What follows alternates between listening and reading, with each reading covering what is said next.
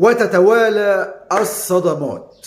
والله العظيم كان الله في عون جمهور الزمالك، صدمة بعد صدمة، كل صدمة وراها صدمة. ده حال الزمالك في الفترة الحالية، خروجه من الكونفدرالية ثم إلى أزمة فك القيد اللي لحد دلوقتي مش عارفين إزاي يدبروا موردها.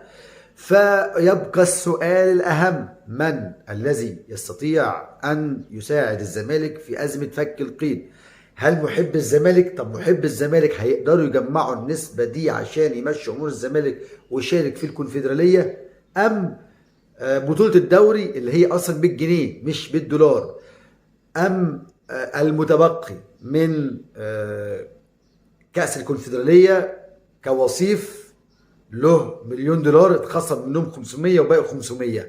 ولا اتحاد الكرة زي ما بيقول ان الزمالك بيتعهد بانه عنده آلية هيشتغل عليها، بس اتحاد الكرة يعني يستخدم الجدولة ويقنع الاتحاد الافريقي بانه واحد كده؟ يعني قول واحد من الاربع اختيارات دول، لان الحلقة بتاعتنا النهاردة هيكون فيها مفاجآت غير سعيدة لجمهور نادي الزمالك. عايزين الاول نصلي على النبي صلى الله عليه وسلم. ولو اول مره حضراتكم بتتابعونا على ملعب الكباتن، اشتركوا في القناه، فعايز الجرس، اضغط لايك عشان يصلك كل جديد. الزمالك بيحاول يسابق الزمن قبل ان ياتي عليه يوم 30 مايو، ولو الشهر 31 مايو، المهم قبل نهايه مايو الزمالك لازم يحل ازمه القيد عشان خاطر الرخصة بتاعة دوري أبطال أفريقيا. غير كده هيقولوا له أنت مطرود من أو محروم من المشاركة الإفريقية للموسم الجديد. الأهلي لو خد تالت هيشارك مكان، ده لو في حالة إنه مفيش توالت هيشاركوا في دوري الأبطال. لو أول تاني بس، إذا الزمالك لما ياخد البطولة هيستبعد، إلا إذا، وهنا دي اللي أحدثت جدل كبير بعد ظهور إعلامي رياضي بل متحدث عن نادي الزمالك مع الكابتن أحمد شوبير، طلع يقول إنه الزمالك طالب اتحاد الكورة بإقناع الاتحاد الأفريقي بإنه الزمالك قدم تعهدات هتحل الأزمة في شهر يونيو.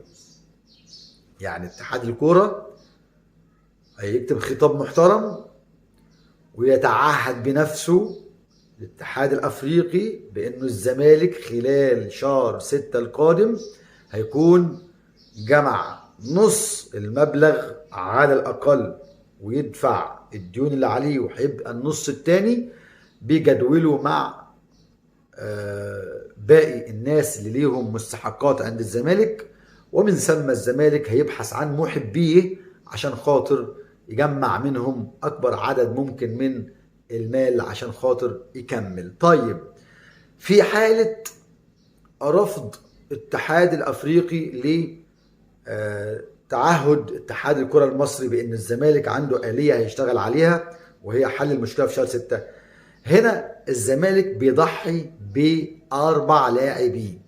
رباعي الزمالك مهدد بالرحيل: واحد حسام عبد المجيد، بيزيرا، شيكو بنزا، وعبد الله السعيد. 4 لازم الزمالك يبيع عشان يجمع على الأقل مبلغ محترم يخش بيه على الاتحاد الأفريقي من خلال اتحاد الكورة كوسيط، ويقول له ده المبلغ اللي معايا، سددت لفلان وعلان وسين وصاد، والباقيين انا بعمل لهم جدول اهو عشان برضو ايه ان شاء الله اسد ليهم في شهر 7 و8 اللي جاي. يعني الزمالك عايز 4 شهور. طيب، هنا في سؤال: انا مش ضد ان الزمالك يفكر صح ويعمل اي قرار ذاتي لنفسه عشان يحل الازمه دي، تبقى حاجه شابوه ليهم بالامانه، لكن هتستغل اتحاد الكوره كوسيط يعينك، يعني ومش عايز اقول بقى يساعدك والكلام ده كله، ما ينفعش. ليه ما ينفعش؟ ما تقوليش الوطنيه، الزمالك وطني وبيمثل مصر في المشاركات الافريقيه، لا ومليون لا. انت كاتحاد كره ارفع ايدك، ماليش علاقه، بيع اللي تبيعه، شوف محبينك، اضرب وافحر في الارض، انت حر.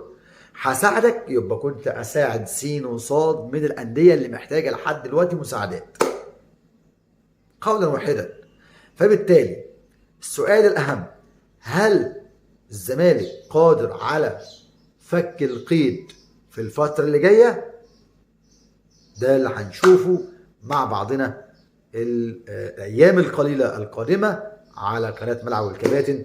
انتظرونا دائما وابدا. ولكن قبل ما انهي في سؤال، يا ترى الرباعي ده شيل منهم واحد، عبد الله السعيد الثلاثي الراحل عن الزمالك، وجهه نظرك هيتجهوا للدوري السعودي، ولا الاهلي هيخش في الصفقه، ولا بيراميدز هيخش في الصفقه؟